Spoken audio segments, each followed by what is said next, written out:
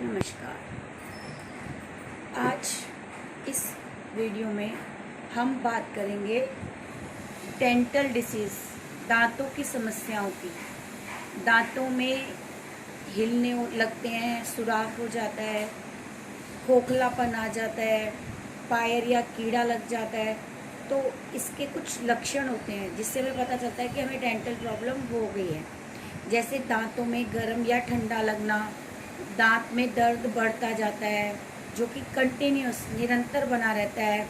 यदि हम इसको समय पे उपचार नहीं करते तो दांत जाड़ हमें निकलवाने भी पड़ते हैं। मुंह में से दुर्गंध आती है, मसूड़ों को दबाने से दर्द या फिर ब्रश करने से मसूड़ों में खून आने लगता है और गम्स में स्वेलिंग हो जाती है, पस आने लगती है।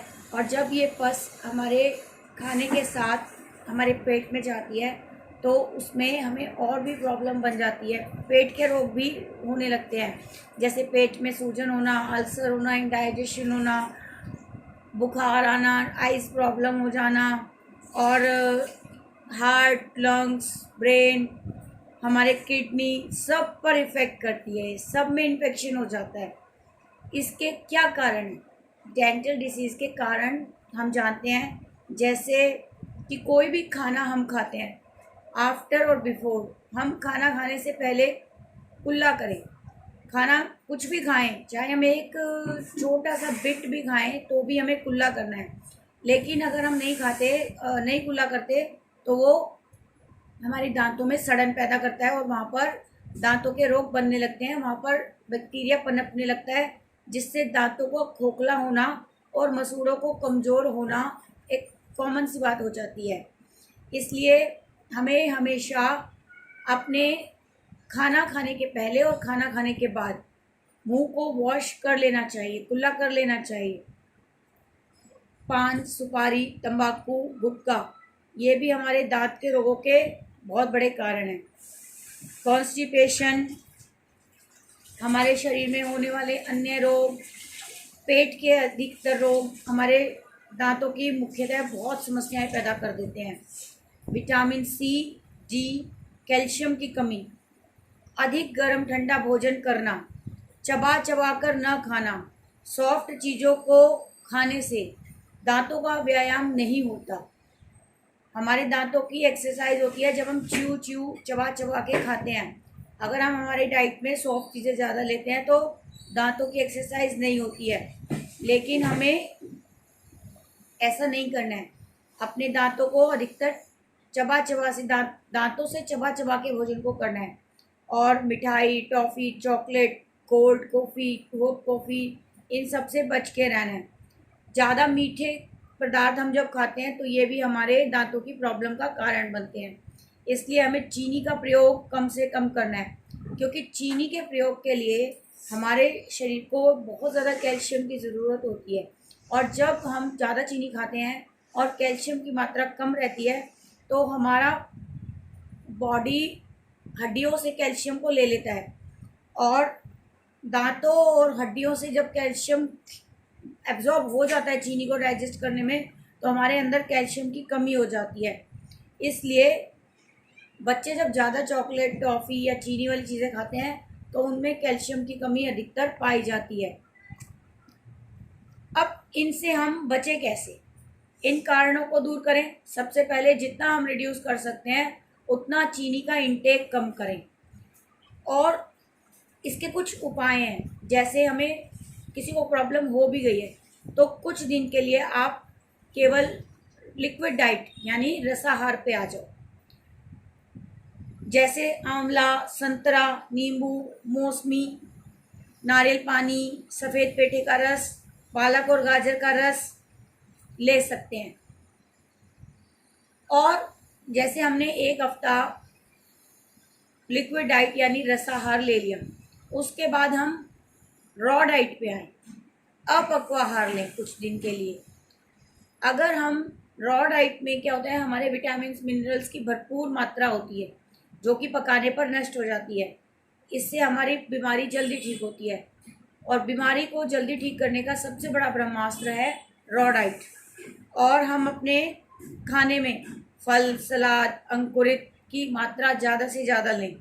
गाजर, हरी सब्जियां, पालक, मेथी, चौलाई, सलाद, प्याज, हरी मटर, मूली, गाजर, केला, आंवला, किशमिश, अंजीर, नारियल, तिल इत्यादि जरूर लें। चीनी, मिठाई और packed food, junk food, fast food इनको अपनी लाइफ से हटा दें।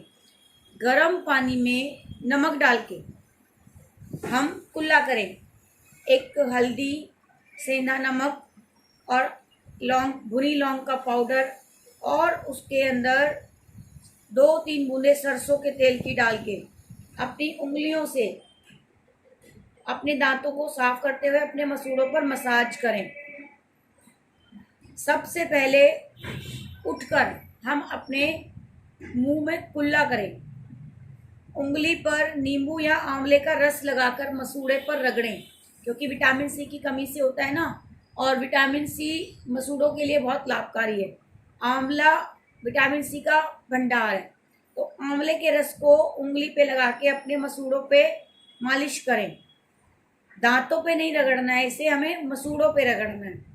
सरसों के तेल में मैंने अभी अभी बताया आपको, नमक, हल्दी, सरसों के तेल में नमक, हल्दी, लौंग का चूर्ण मिला के अपने दांतों को साफ करें, मसूड़ों पर रगड़ें।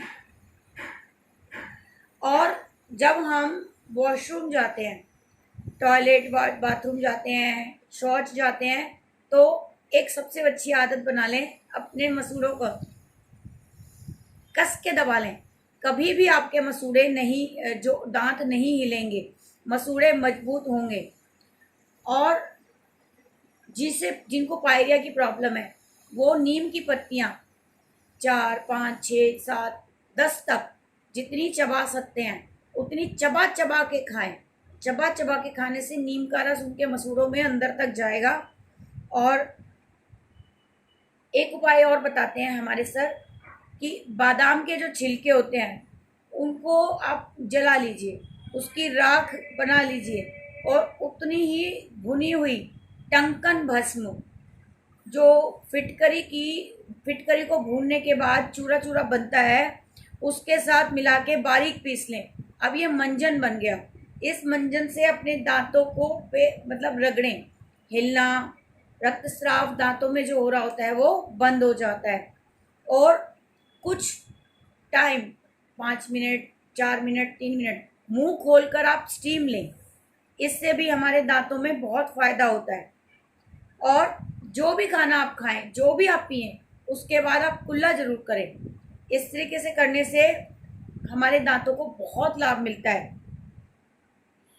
जैसे जो पार्क में दूर्वा घास होती है, दूर्वा घास को भी जब हम चबाते हैं अपने दांतों से, चबा चबा के उसका रस जाना हमारे अंदर जाता है, दांतों, मसूड़ों में, सब में उसके गुण पहुंचते हैं, तो बहुत लाभ मिलता है।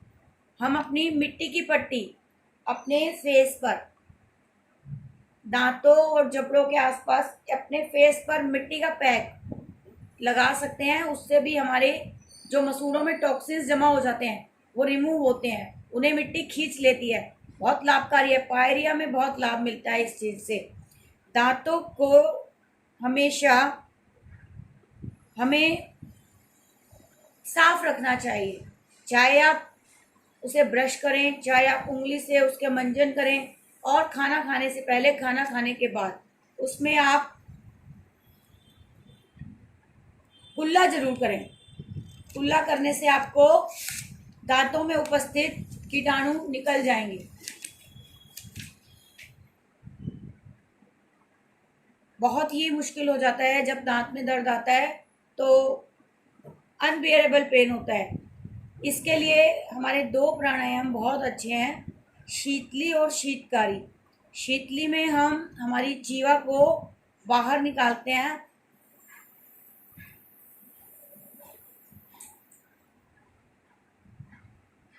जितना भरा जाए उतनी भर के रोकते हैं और थोड़ी कंठकूप में लगाते हैं।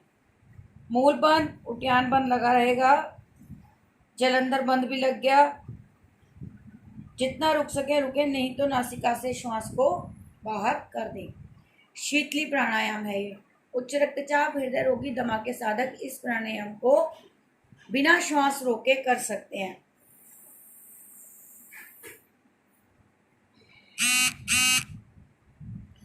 शीतकारी प्राणायाम में हम क्या करते हैं? शीतकारी प्राणायाम में हम हमारे दोनों जॉज को, ऊपर वाले दांत और नीचे वाले दांतों को ऐसे मिलाकर दांतों के बीच से वायु को खींचते हैं अंदर, और ये हमारे पायरिया के लिए बहुत ही लाभकारी है ये वाला प्राणायाम शीतकारी। देखिए कैसे करते हैं। इसमें हम मूल बंद लगाकर दांतों को आपस में मिला देते हैं ऐसे, और दांतों के मध्य से एयर को, वायु को अंदर की ओर खींचते हैं, और जब हम अधिक से अधिक वायु अंदर ले लेते हैं तो मुंह को बंद करके जितना रुक सके उतना रुकते हैं। इसमें भी हम थोड़ी कंठकूप से लगाते हैं और जितना रुक सके उतना रुके। जलंधर बंद भी लग गया इसमें हमारा। देखो कैसे करते हैं। इसमें दांतों को आपस में मिलाते हैं और वायु को खींचते हैं।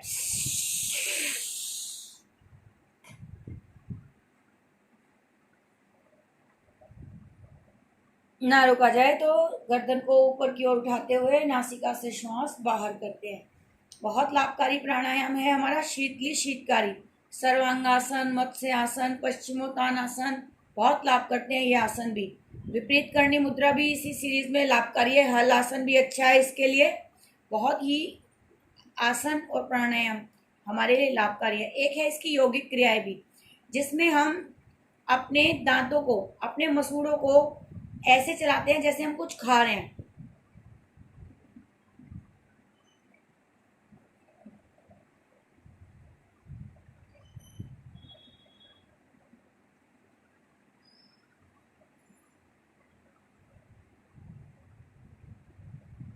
ये एक्सरसाइज करने से हमारे दांत मजबूत बनते हैं, मसूड़े स्वस्थ रहते हैं। मुख के लिए, स्वर यंत्र के लिए, इसमें हमारे दांतों के बीच में हम अपनी फर्स्ट 3 फिंगर्स को फंसाते हैं।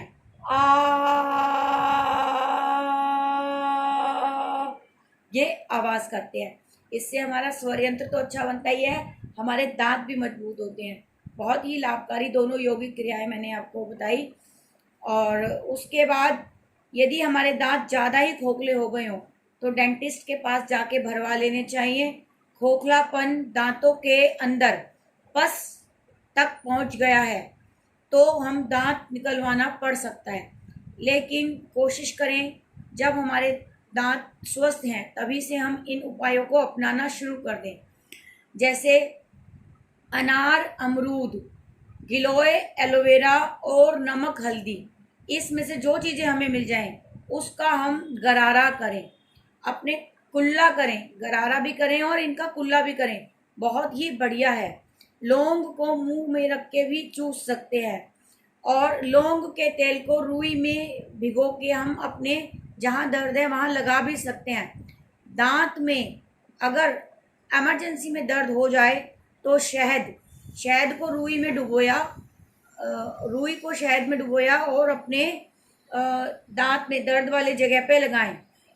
और 5 लोग ये पानी में उबालकर उसके कुल्ले भी कर सकते हैं। अगर हमारे दांत, कई बार कुछ चीज़ हम खट्टी खा लेते हैं तो खट्टे भी हो जाते हैं, तो हम थोड़े से तिल चबा लें।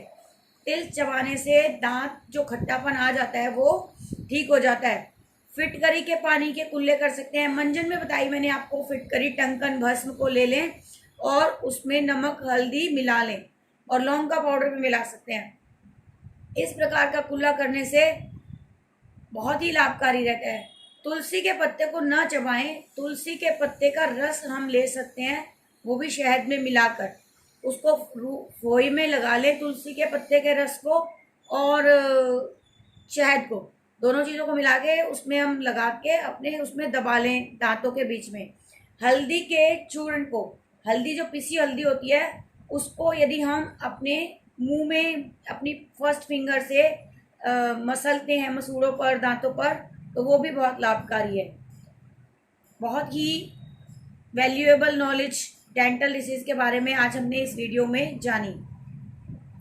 अगली वीडियो में हम कुछ और इसी प्रकार का ज्ञानवर्धक नॉलेजेबल लेके आएंगे, जिससे आपको और नॉलेज मिले। आसन और प्राणायाम की जानकारी के लिए मेरे अलग से वीडियो बने हुए हैं, आप उनको देख सकते हैं। कोई भी और भी इंफॉर्मेशन चाहिए तो डिस्क्रिप्शन में मेरा नाम, फ़ोन नंबर आपको दिया हुआ है। वीडियो यदि आपको पसंद आया तो इसे लाइक और शेयर करें, सब्सक्राइब करना मत भूलें। आपको बहुत बहुत धन्यवाद। फिर मिलेंगे नई प्रॉब्लम के साथ नए वीडियो में। Thank you.